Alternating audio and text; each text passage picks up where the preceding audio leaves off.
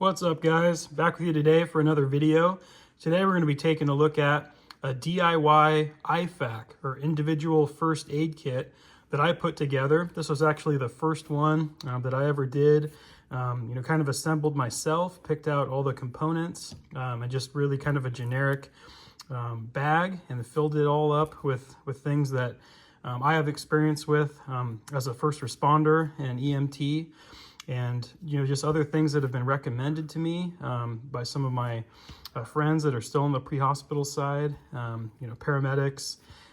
This is a really good kit just to keep in your vehicle. This one actually lives in my truck and is part of my everyday carry bag, which I'll be doing a video on here shortly. But today we'll go ahead and open up this bag, take a look at some of the components that I carry and some of the reasons that I carry them.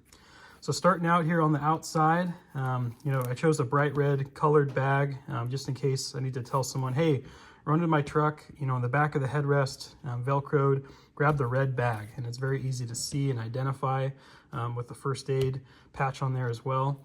And right here on the outside, I keep some nitrile gloves. If you're, one of the first responders on a scene, whether it's a car accident or, something that you come across, it's always good to have some PPE, protect yourself from blood, throw on some gloves.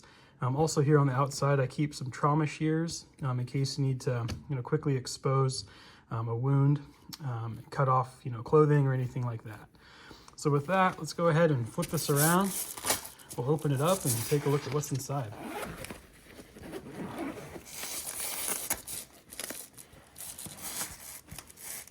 All right. So again, this is the first one that I ever put together. I have a couple other kits that we'll look at in other videos as well. But starting off right up front here, I keep a cat tourniquet. If you're not familiar with these are really, really like the golden standard for tourniquets. I got this one from North American Rescue. It's a really, really good quality one, to work on the extremities. If you need to, stop bleeding quickly. We actually carried these in our trauma bag. And then a lot of the time when I worked as a emergency department technician later in my career, if patients came in, sometimes they were wearing a cat tourniquet as well. And along with a cat tourniquet, it's good to have a Sharpie. That way you can write on the tourniquet and also document, the time that the tourniquet was applied to make sure that, when other advanced care arrives or if the patient ends up getting transported, right, to like a trauma center, they're aware of when that tourniquet was placed, how long it's been on for. All right, next thing that we're going to look at here is a Israeli bandage. If you're not familiar with Israeli bandages, they're a really, really cool thing. It's, kind of got some elasticity built in, allows you to put, more pressure on the wound in order to help stop bleeding. Really, really good quality dressing to keep in your bag. Highly recommend keeping one in there just in case.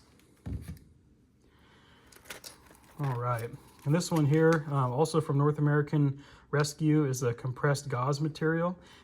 It's a 6-ply, cotton. Really, really good for packing wounds. For major bleeds, things like that. You can pick these up. They're really not much money. You get them on Amazon or from North American Rescue directly. But definitely recommend having some compressed gauze in case you need to help pack a wound to stop bleeding. All right. Next component here is from Adventure Medical Kits. This is kind of an all-in-one trauma pack with Quick Clot. Really, really nice kit. You can pick these up for about $25 here locally. They carry them at like Bi-Mart. Sometimes you might be able to find them at like Cabela's or Sportsman's Warehouse, things like that. But definitely on Amazon you can find them or through Adventure Medical Kits. But some of the supplies in here, I'm not going to open this one up, but maybe we'll in a different video. But there's some Quick Clot gauze that helps, it's got some clotting agents added to it to help promote clotting. A large trauma pad. This also has some nitrile gloves, some duct tape, a large triangular bandage, some sterile gauze dressings, 4x4s and 2x2s, some wipes, antiseptic wipes, And there's also some instructions in there, trauma response instructions, but definitely very important to get training. You know, if you're going to be, you know, carrying something like this, definitely minimum, you know, take some basic, you know, first aid and CPR classes, and then seek out, you know, advanced training if that's something that you're interested in. All right, and up here I carry another triangular bandage. These are great for splinting, or if you just need some additional dressing material. Always good to have a triangular bandage, lots and lots of uses for that. All right, then I've also got a space blanket here. Say, you know, you were rolling up on a car accident and, you know, it's late in the evening or, you know, during cold weather, you know, the patient's car is, you know, shut off, right, if they crashed it. So no heat. Always good to have a space blanket, especially for someone that's going through, you know, trauma, you know, a lot of blood loss. Very important to keep them warm, to keep them covered up. So always good to have a space blanket. All right, then up on the very top flap, I'll unzip this here. I keep some additional gloves just in case you need more or need to hand them out to other people that are responding. Say it was a car accident or something like that. Always keep some 3M transport tape, really good quality medical tape, in case you need to tape up any of these dressings as well. And I also keep some Coban. If you're not familiar with Coban, it's a really cool kind of elastic, stretchy material, which is also good for wrapping around, you know, 2x2s or 4x4s to help wrap around a wound. So definitely recommend having some Coban. And I've got another roll of medical tape here as well.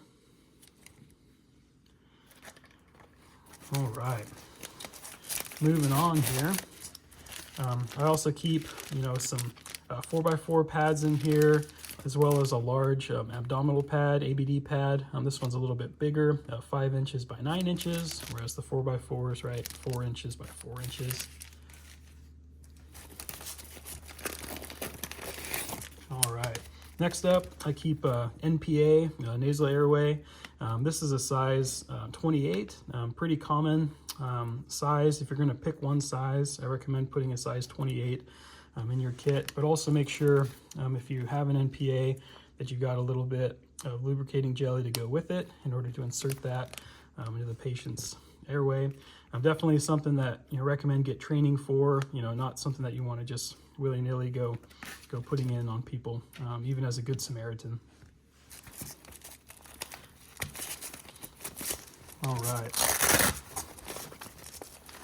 And finally, the last component that we'll look at as far as the trauma stuff goes is the hyphen chest seal.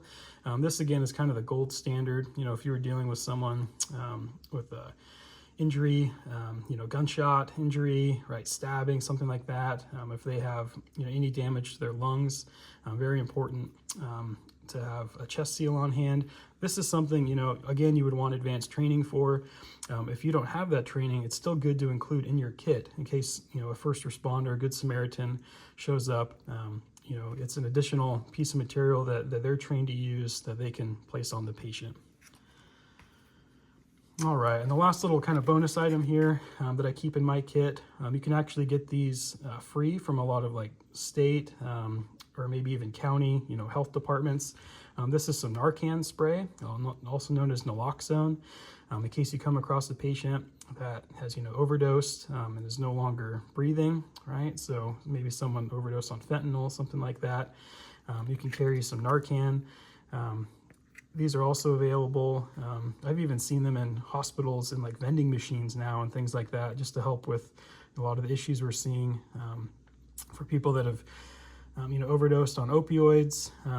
Good to keep some Narcan on hand, especially if you can get it for free. But definitely, you know, check out the instructions there and additional videos for training. So that's it for the kit here today. Let me know what you think of the video down in the comments. Additional things that you would recommend carrying, what you carry in your bags. If you'd like to see more content like this and support the channel, definitely don't forget to like, comment, and subscribe, and we'll keep these videos coming out for you. So thanks a lot, everyone, for your time. Stay safe, stay prepared, and we'll catch you next time.